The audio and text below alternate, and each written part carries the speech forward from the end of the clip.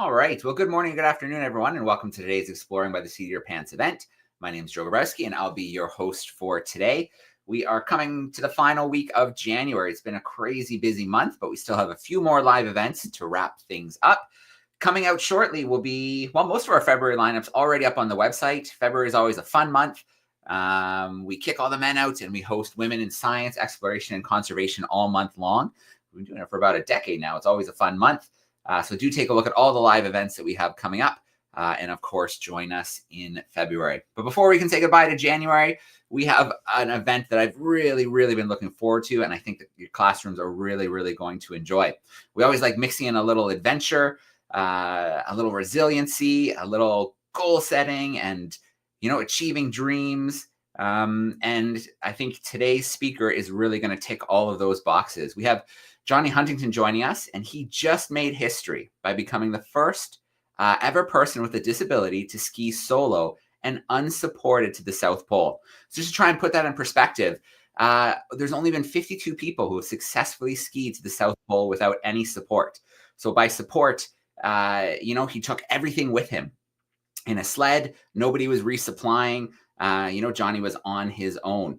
So first explorer with the disability to do this covered 911 kilometers of Antarctic tundra, a feat he completed in 45 days, 14 hours, and 15 minutes.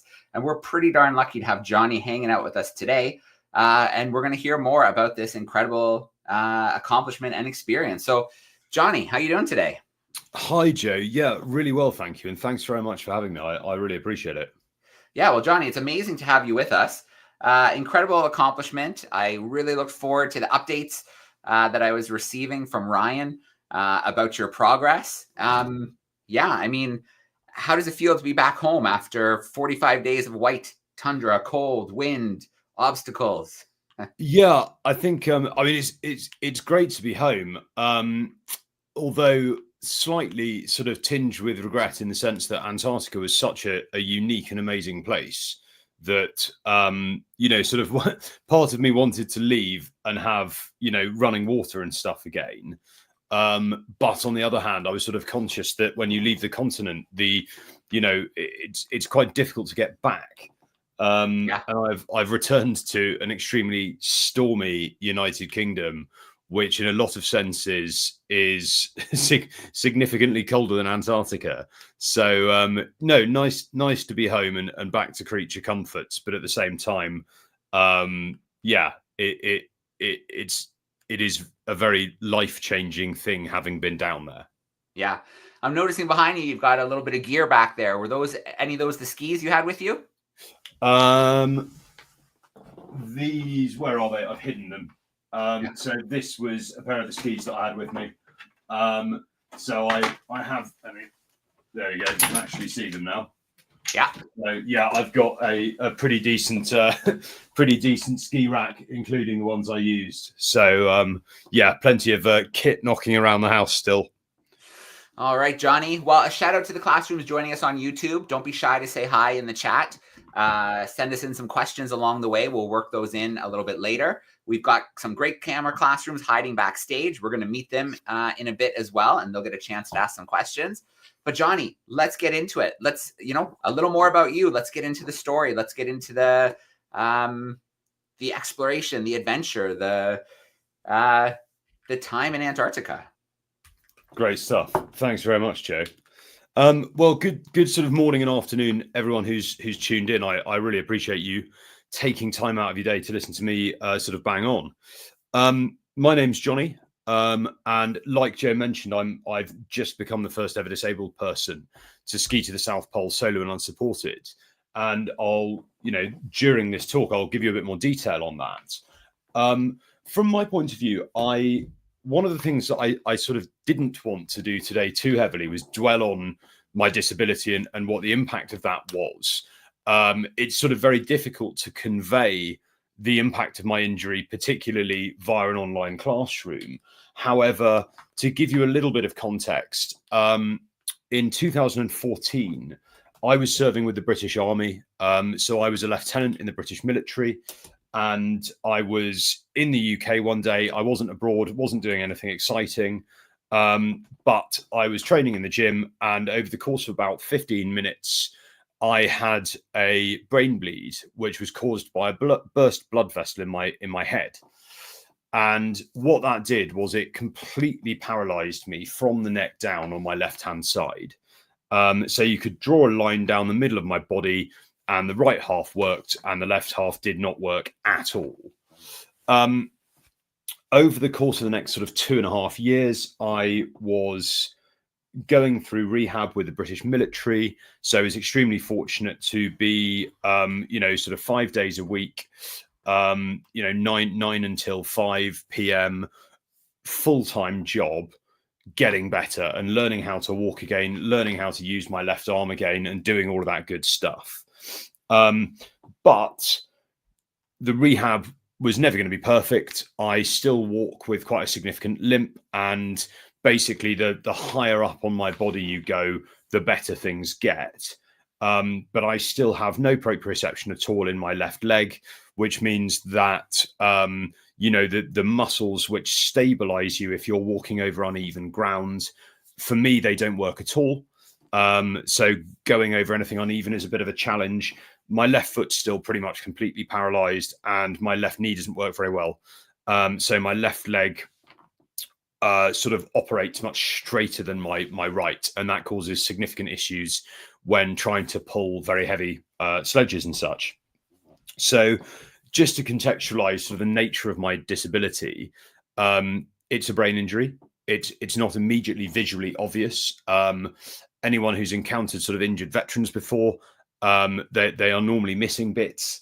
I'm not detachable in any way, so I don't have any prosthetics or anything like that. But I do still have significant damage to the left side of my body. So hopefully that gives you some context in terms of where I'm coming from. In terms of what I've just done, this gives you an idea of kind of the big picture routing.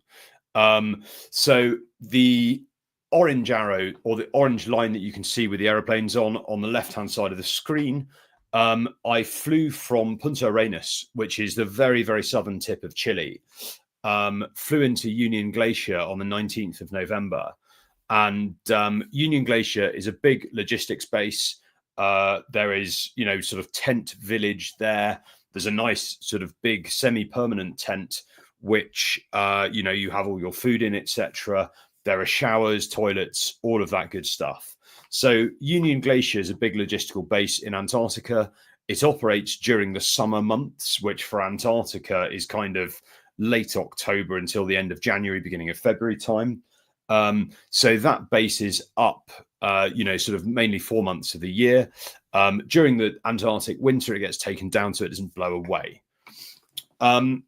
From Union Glacier, my route then involved traveling. I'm not going to say northeast, because north and south are sort of relative concepts in Antarctica, but traveled along to the sort of top right that you can see along the green arrow.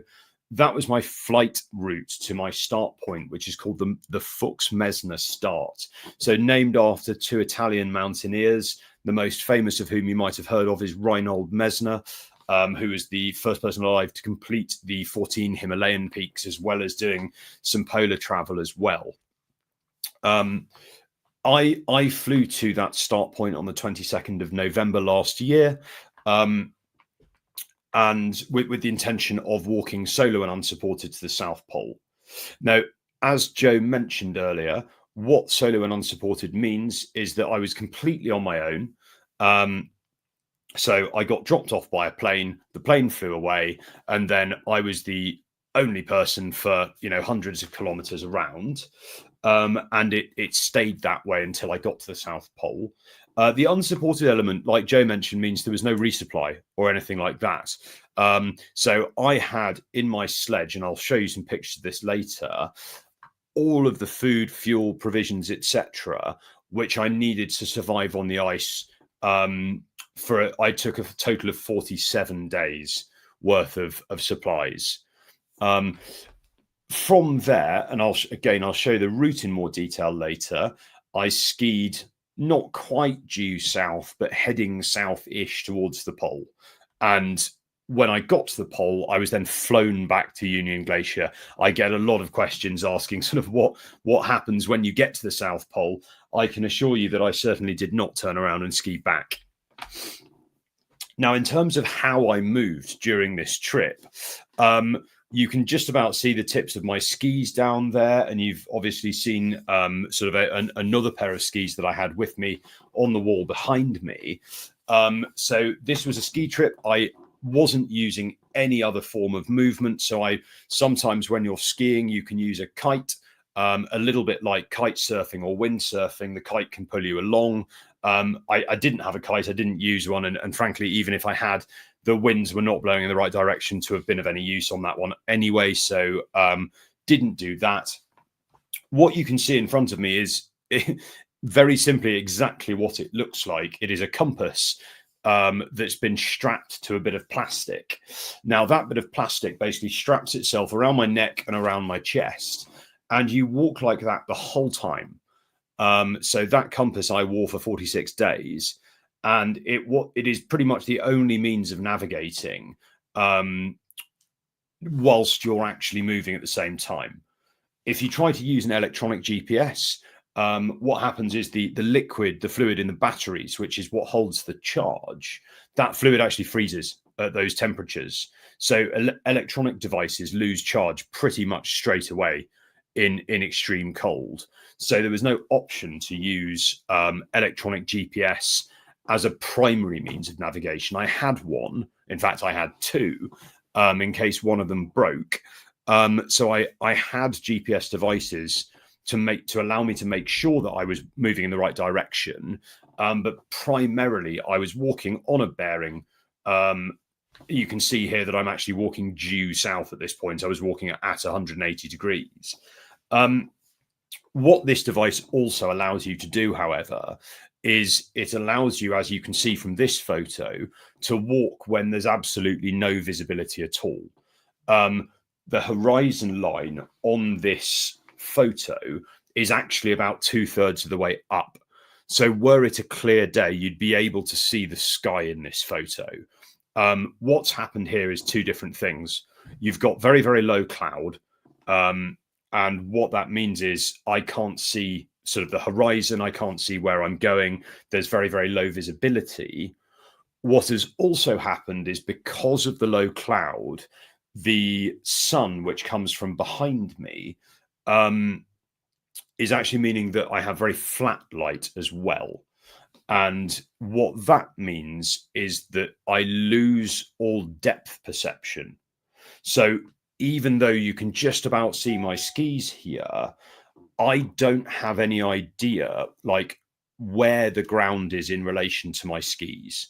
And what that means is you can very, very easily ski over sort of hills and lumps without realizing they're there. And on this quite rough undulating terrain that you get in Antarctica, primarily these things called sastrugi, which is kind of like a big sand duney hill, they can have quite steep drops, normally of about sort of 1-2 meters. And in flat light, it is feasible that you can ski off them and you know, potentially injure yourself. Fortunately, that didn't happen to me during this trip. I was quite fortunate with my weather and moving conditions a lot of the time. But on sort of the worst days for weather, this photo gives you some idea of exactly like what I could see.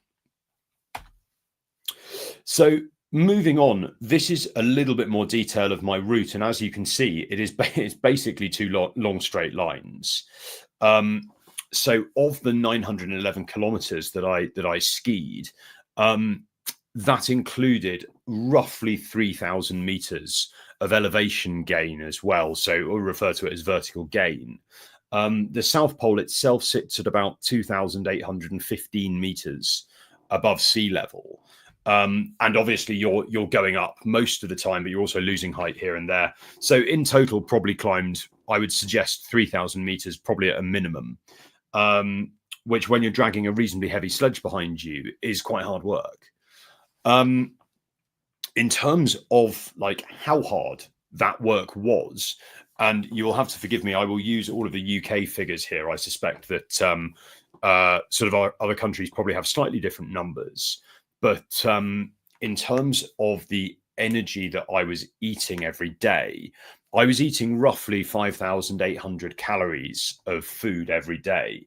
And to put that in perspective, the standard recommended allowance for an adult in the UK is somewhere between 1,800 and 2,000 calories. So I was eating roughly 3 times what a fully grown man is recommended to eat of a day. The reason for that is that due to a combination of the sheer work required to travel sort of 20 to 22.5 kilometers per day, dragging a sledge that weighed more than I did most of the time, and also to allow your body to actually just heat itself in those extreme temperatures, I was actually burning about 7,800 calories per day. So roughly 4 times the recommended daily allowance of an adult. So actually over the course of this trip, over the 46 days that I was out on the ice, I actually lost 10 kilograms of body weight. Now, we knew this was going to happen beforehand, and we budgeted for it, and I had eaten more than I ought to have done, or more than was sort of recommended prior to the trip, in order to allow me to put on the weight before leaving, which I've now lost. So fortunately, I finished. Otherwise, I'd have had to put myself on a treadmill when I came home. To give you some idea, this is what the food looked like, and that's also my cooking setup in the background as well. So you can see there that I've got a stove with my kettle on top of it. That kettle would melt snow to make about 3 liters of water at one time. And that's a liquid fuel stove. For those of you who've been camping, you've likely used gas to fire your stoves before. Down in Antarctica, you use liquid fuel, so Coleman fuel. Because gas actually starts to freeze at those temperatures, becomes very clumpy, and doesn't work. So this stove would melt me 3 liters of water in roughly an hour. And you can see below it all the food that I was eating of a day. This was literally everything that I had to eat in a day. So you've got starting from sort of mid to top left and moving anti-clockwise around.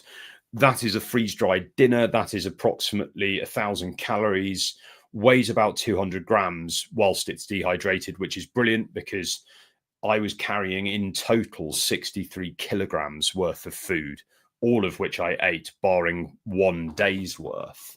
So a significant amount of weight. And that freeze-dried food weighs significantly less than any other means of bringing food down there. So that's 1,000 calories in this little package here. Moving down one, that's a freeze-dried breakfast. So that's porridge, muesli, something along those lines. Again, roughly 1,000 calories in there. I've got some pasta and sauce, so again, all dried. But that's my sort of lunch if I wanted it. Normally, because it's so cold outside, I couldn't actually be bothered to stop and wait for that to rehydrate. So I normally ate it as a sort of pre-supper snack when I got into my tent at night. This big package here actually contains cheese, salami, and nuts.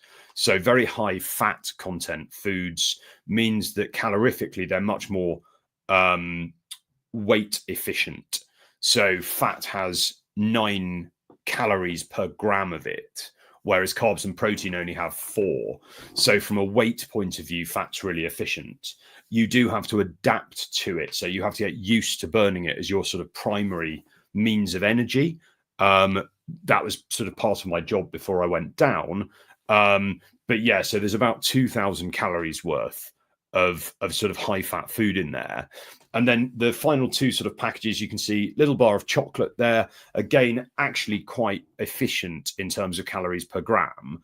But also, you know, I'm sure that we all love eating a bit of chocolate. I certainly do. And for me, that was what I had when I was in my sleeping bag, getting ready to go to bed at night.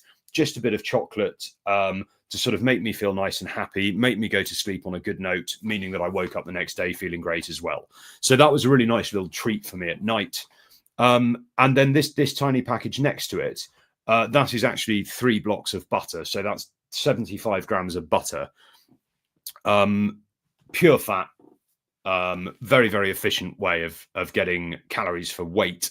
So 2 of those blocks went in with dinner and 1 of them went in with breakfast. And that was just a means of getting calories in. There's nearly 750 calories just in those 3 blocks of butter. So now that you know how I've sort of fueled myself through this thing, you can see some of the obstacles that I was dealing with and sort of why I needed so much fueling. The temperatures itself down on Antarctica, when I say ambient, what I mean is without wind. So if there was no wind at all, the ambient temperature is just what it would be outside. And that fluctuated significantly. So that was going from roughly 0 degrees to roughly -40, dependent on where you were, how near sea level you were. And as you get higher, things get colder because the air gets a bit thinner. So the ambient temperatures were quite cold to start with. When you add wind speed to that, they can get very cold very quickly and they can become pretty dangerous quite quickly. I don't know if the resolution is good enough, but I still have some windburn scars on my face.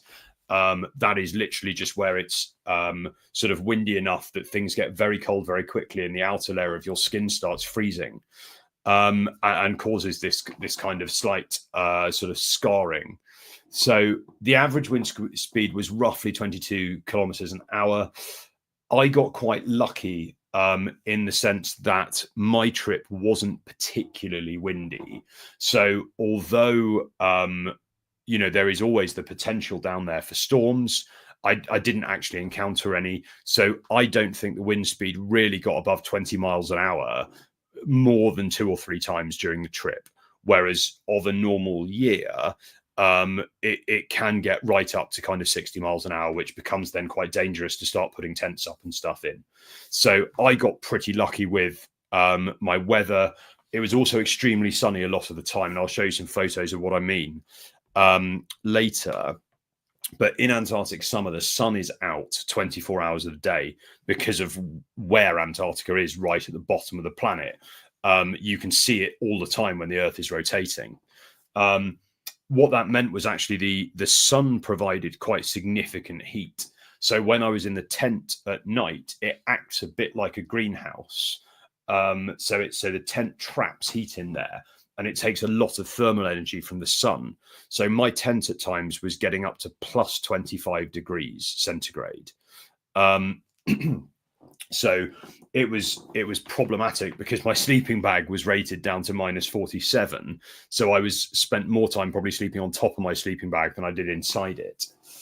On top of that sort of temperature and the struggles that one has with both cold and heat down there, as mentioned previously, you're also dragging quite a heavy bulk. So when I started, the bulk weighed 107 kilograms, which is roughly, it's sort of about 240 pounds. So significantly heavier than I am. When I went down there, I weighed about 86.5 kilograms to start with, which is roughly about 190 pounds. So bulk was quite significantly heavier than me. Meaning that if it got stuck, it would pull you off your feet. What it also meant was that you had to be very, very careful to avoid crevassing, which is where you get holes in the ice sheet, which is on the top of Antarctica. The ice on Antarctica is not completely even. And the reason I brought this map up actually is this is a movement map of the glaciers on the routes that I was taking. So you can see this large red band coming down from the top left. That signifies very quick moving or comparatively quick moving ice, compared to, for instance, these sort of blue and purple bands, which are quite slow moving. And what happens when you get slow and quick moving ice interacting is they pull apart from each other because one is moving quicker than the other one. And then you get these holes, which are called crevasses. As a soloist, if you hit a crevasse, that is, realistically, if you fall in one, it is luck as to whether you're going to survive that or not. So for me, the key challenge there was just avoiding crevasses completely. And fortunately, from my point of view, I did avoid them. I didn't see any. But that was due to good navigation, decent route selection, and being observant of the terrain. That is, with the exception of the food, that is all of the kit I took with me for the entire trip. So you can see their variety of sort of tent, clothing, cooking equipment, and bedding. But that is literally everything I had. So roughly sort of 30 kilograms worth of kit there. So not a huge amount of kit to last me for nearly 50 days on the ice. And that's sort of what it looks like when it's deployed. So this was about 350 kilometers into the trip. You can just about see the Thiel Mountains in the background. So that's my tent set up, and that's my polk out on the ice, just getting ready to be emptied with my skis in the background. And then finally, this is a bit of an insight into what my sort of house looked like for nearly 46 days. You've already seen the cook pot in the bottom right-hand corner, and then, a nice neat layout in the tent. You don't have a huge amount of space in there. So you obviously have to be quite tidy in terms of how you're putting stuff. And from my perspective, definitely the easiest way of doing this was I had a very sort of specific system for the order in which I laid stuff out. Everything was well organized, and it meant that I knew where everything was. Because if you lose stuff in the tent, it can get pretty miserable pretty quickly. So this is a photo of me at the geographic South Pole. Now, there are two different poles when you actually get to the South Pole. There is the ceremonial pole and the geographic South Pole.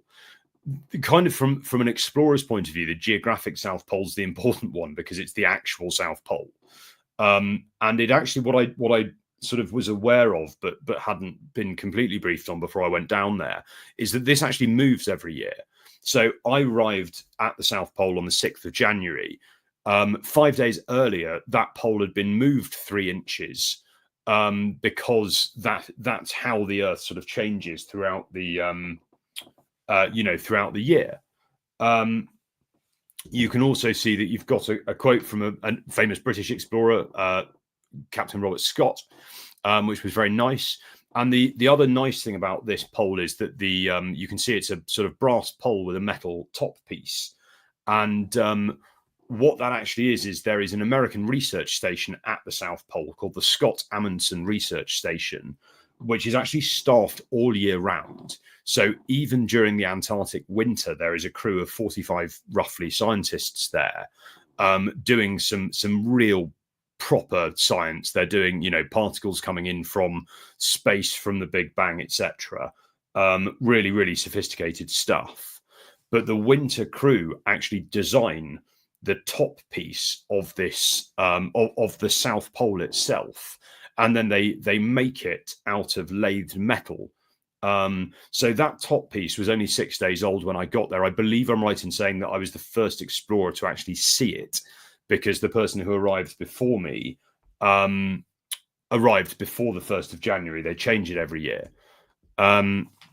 So I believe I'm right in saying I was the first explorer to see the 2025 top piece, and it's a really beautiful thing. And then finally, this is the ceremonial South Pole. So the one that sort of people recognize, which is sort of a metallic globe stuck on top of a barber's pole.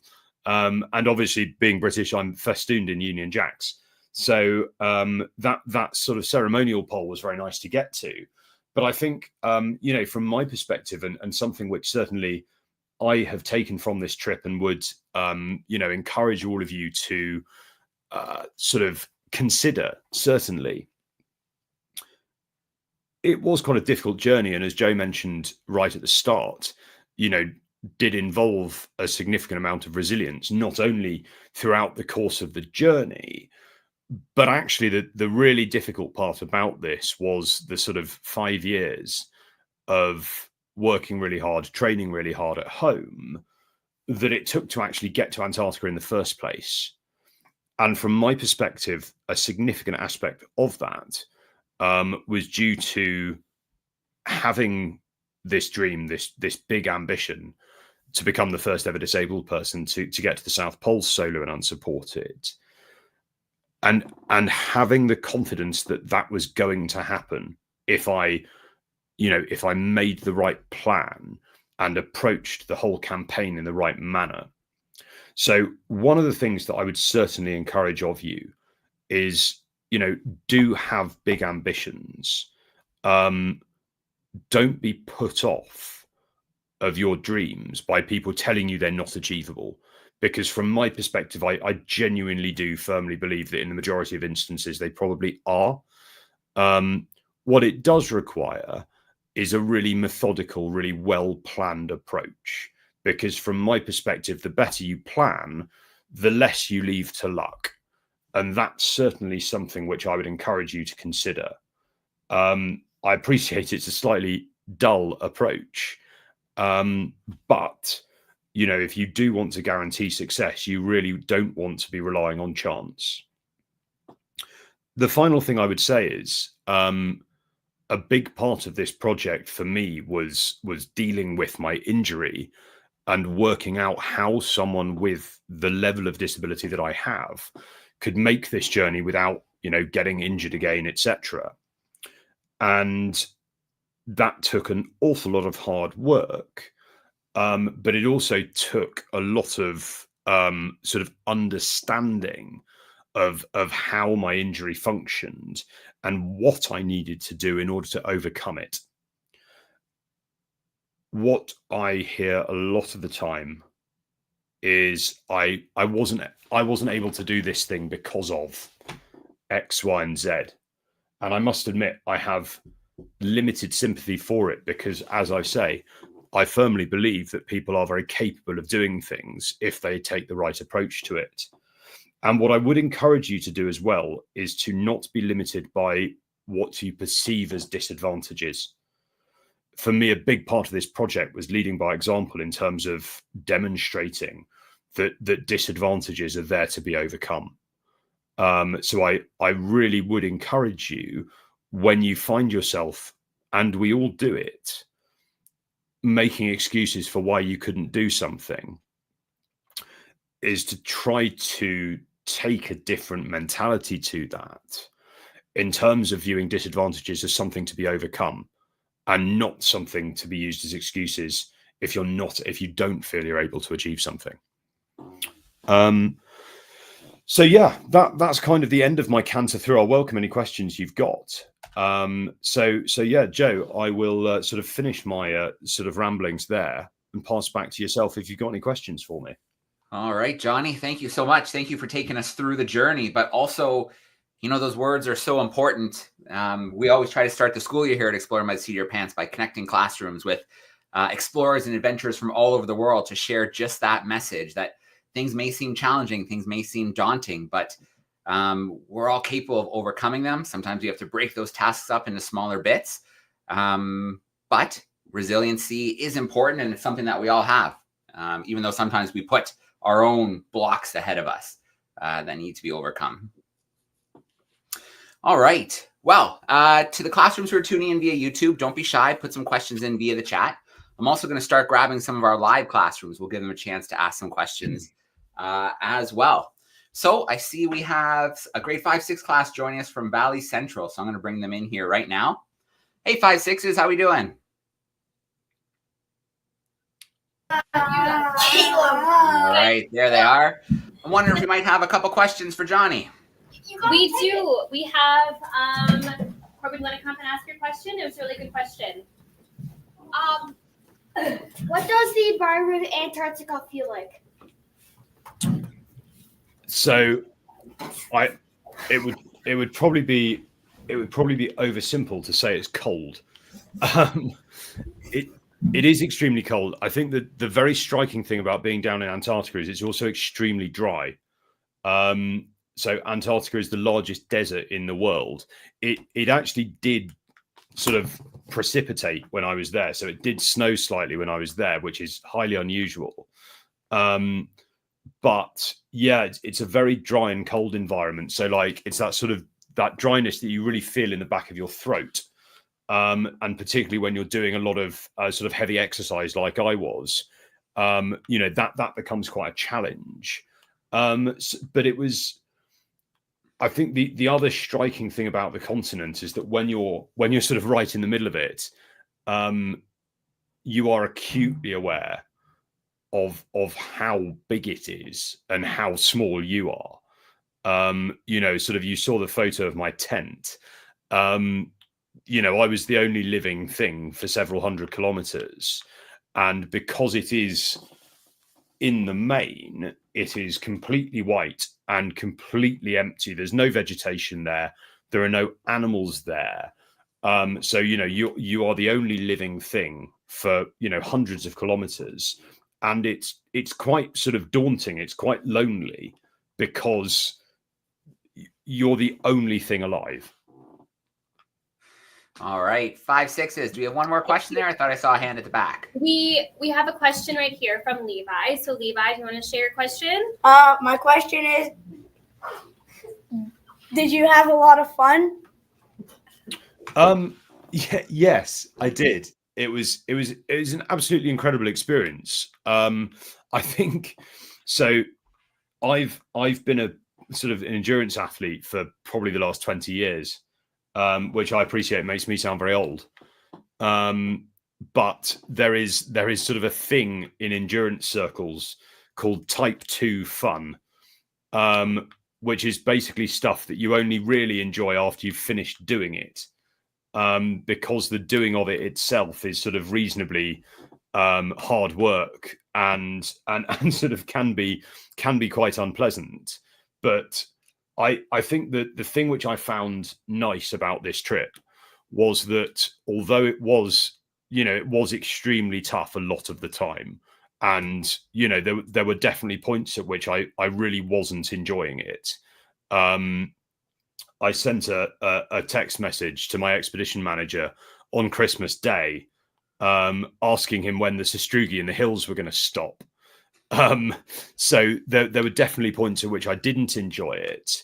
But what I did find really nice was that, I was skiing for sort of somewhere between 10 to 12 hours per day. But then at the point at which you sort of put your tent up and you're in your tent and you have some hot food and you have some chocolate and you're in your sleeping bag, actually, you do start to enjoy it. And I think certainly all of the things which I thought I might miss, like watching TV and, using my phone and stuff like that, actually, I didn't miss any of it because I really enjoyed, just being in my tent and being on my own and sort of having my thoughts and being able to write my diary sort of by hand and these sorts of things. So, no, sorry, I appreciate that was a long answer to the question, but I really, really enjoyed, the whole trip as a big thing and also enjoyed like elements of the trip during it as well. All right. Okay, let's jump on. We've got a class in Waterloo hanging out with us today. How are we doing in Waterloo, Ontario? Go ahead again. There they are. Hey, everyone. Good morning. Good morning. All right. I have a feeling there might be a couple questions for Jonny there. All right. Anybody have a question? All right, Stella, go ahead. What did you eat?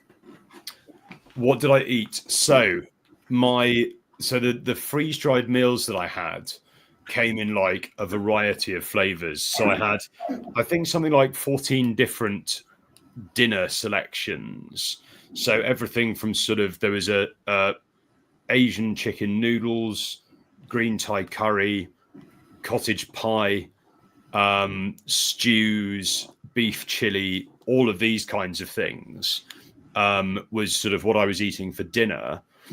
And then for breakfast, I was sort of having porridge or having granola, muesli, those kinds of things. And all of these, what you do with them is you basically pour them into a mug and then you pour boiling water on top of them. And they rehydrate, they get soft and actually edible.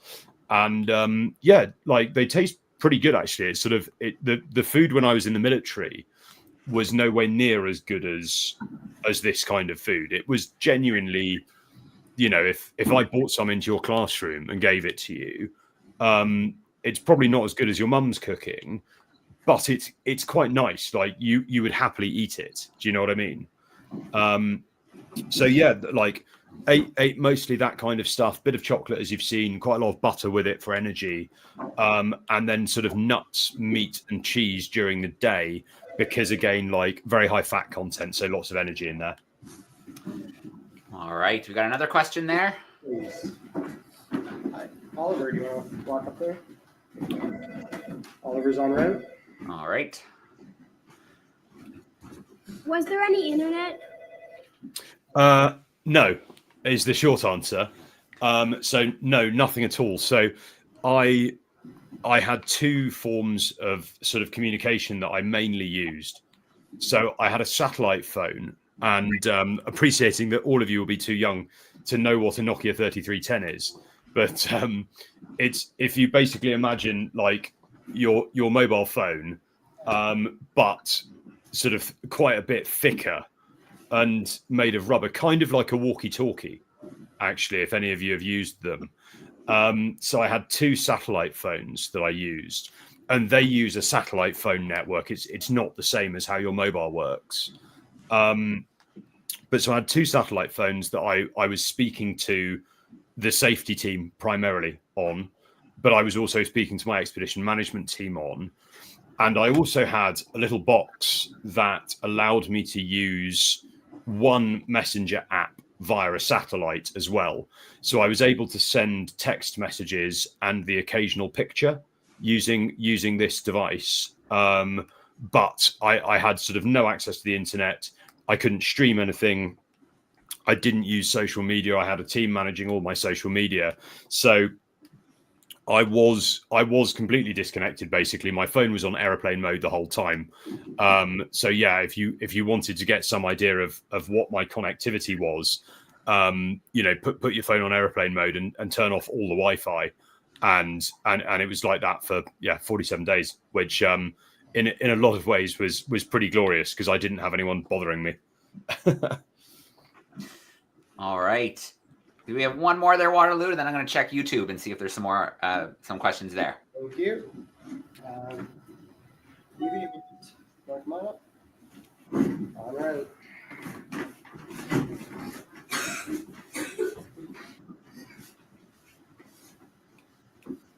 Were there any animals there?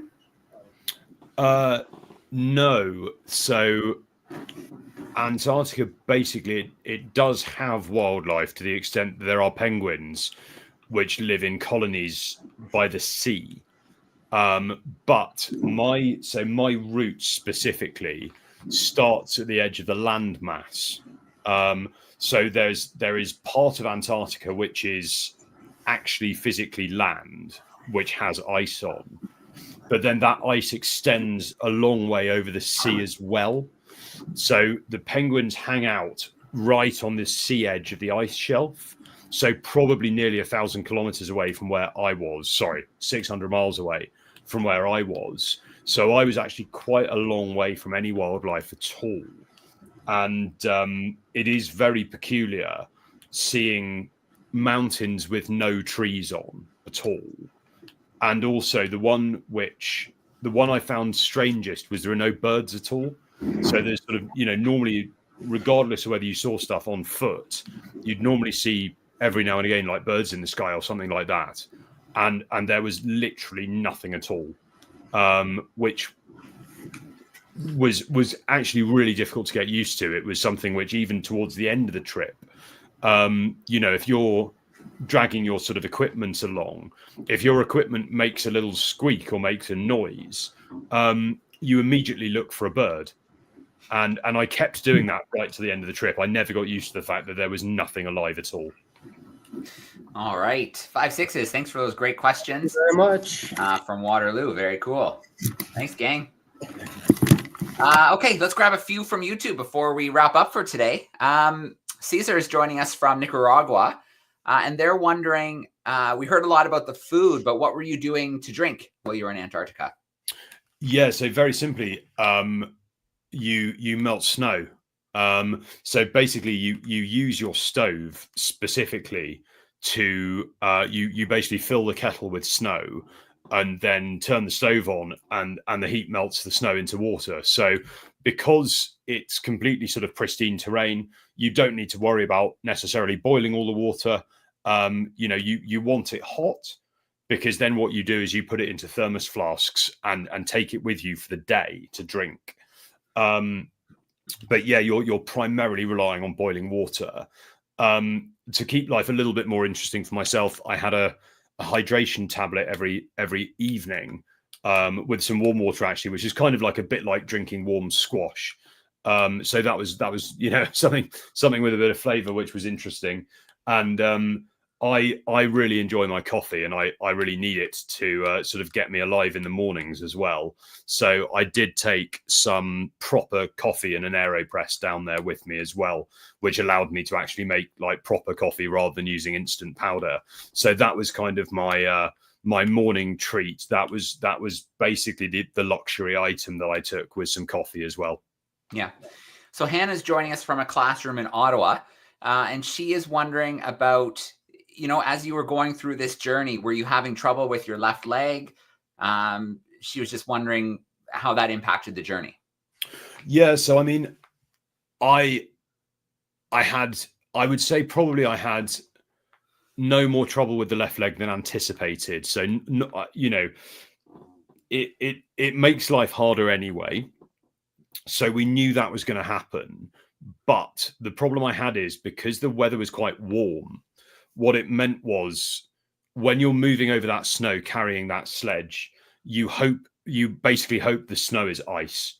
You want the snow to be as hard as possible, because then the sledge sits on top of it and you glide, and it makes moving really quite easy when the conditions are like that. I had ice for 2 days of the whole trip. So the other 44 days, it was powder, because the sun was so hot that it was melting the sort of the crust of ice on top of the snow. So what that meant was that my pog was sinking, and it meant that my good leg, which is my right leg, was having to do a lot of work, because it does the majority of sort of the strength stuff. So after about 3 weeks, my Achilles tendon in my right leg started getting quite sort of sore, quite inflamed. So I was on painkillers for quite a long time. I'm now off them, which is great. My right Achilles is still a little bit tender. Mm-hmm. So there's definitely been an injury there. But fortunately for me, it wasn't bad enough to stop me moving. So yeah, sort of the right does a lot of the work that the left can't. Yeah. And so you mentioned always hoping for that bit of ice, but that's kind of something that's happening now. With temperatures warming a little bit, not getting that reliable ice. I heard that several people had to kind of, abandon their tries because of the conditions. Yeah, so there were two notable sort of expeditions which weren't able to finish this year. So Kristen Harilla and AK were both looking for speed records, so women's and men's respectively.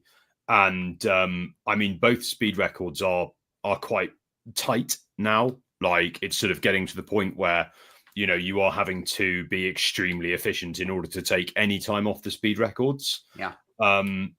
I didn't see either of them actually skiing. Both of them were making incredible time. I spoke to Kristen afterwards about this, and they were traveling incredibly well.